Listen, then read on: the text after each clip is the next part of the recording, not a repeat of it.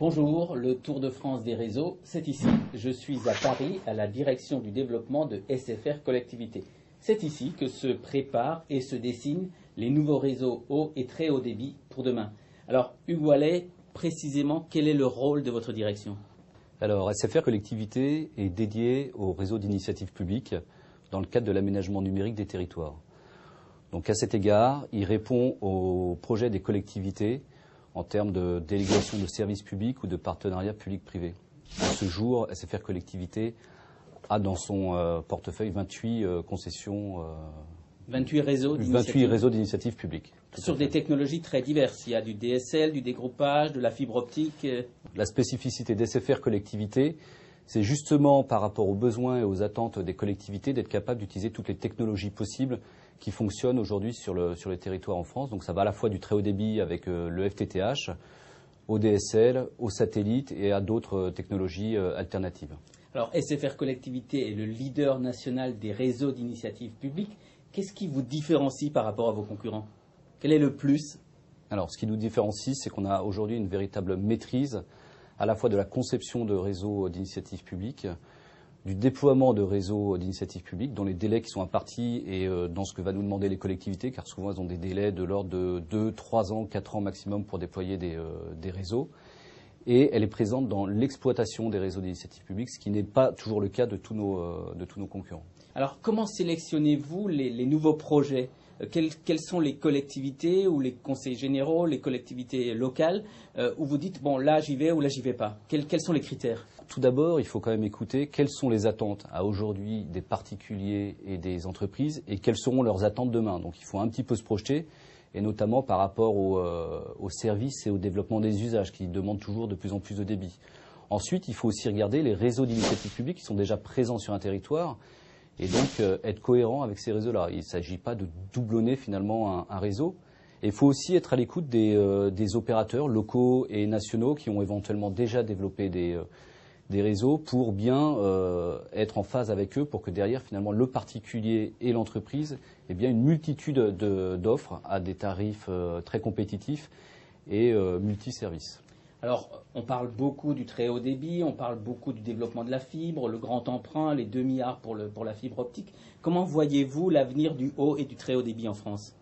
On voit les usages qui arrivent et SFR Collectivité d'ailleurs accompagne les collectivités pour leur montrer quels sont les différents services qui vont arriver dans les années à venir, comme l'e-éducation, l'e-santé, etc. Qui nécessitent obligatoirement une montée des débits. De plus en plus de débit. C'est un cycle vertueux. Et constatez-vous, vous qui êtes en contact avec les collectivités, une augmentation du nombre de projets? Alors, on voit les projets qui émergent, c'est-à-dire qu'on a eu une phase où en 2009, il y avait un peu moins de projets, et on voit qu'avec l'annonce du très haut débit, les projets redémarrent.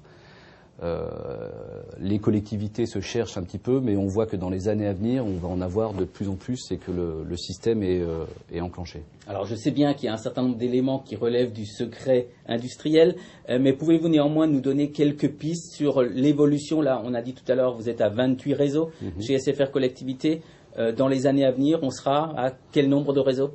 Beaucoup de réseaux. Ce qu'on peut juste dire, c'est il faut que ces réseaux prennent en compte bien les déploiements finalement des opérateurs aujourd'hui en France et qu'il n'y ait pas de doublons. Il y a des endroits sur le très haut débit où les opérateurs ont annoncé qu'ils allaient déployer du très haut débit.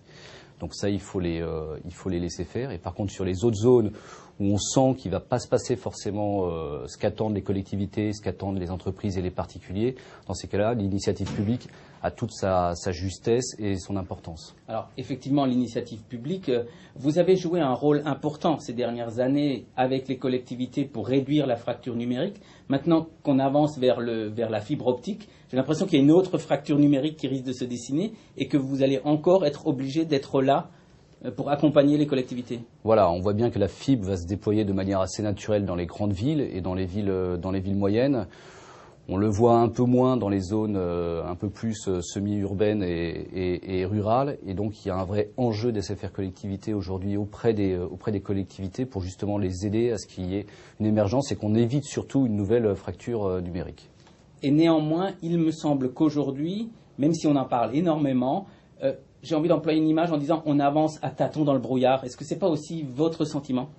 Alors en effet, on avance à tâtons dans le brouillard. Ce qu'il y a de bien déjà, c'est qu'on avance pour essayer de sortir du brouillard, parce que sinon on resterait dans le brouillard et ça serait un petit peu compliqué.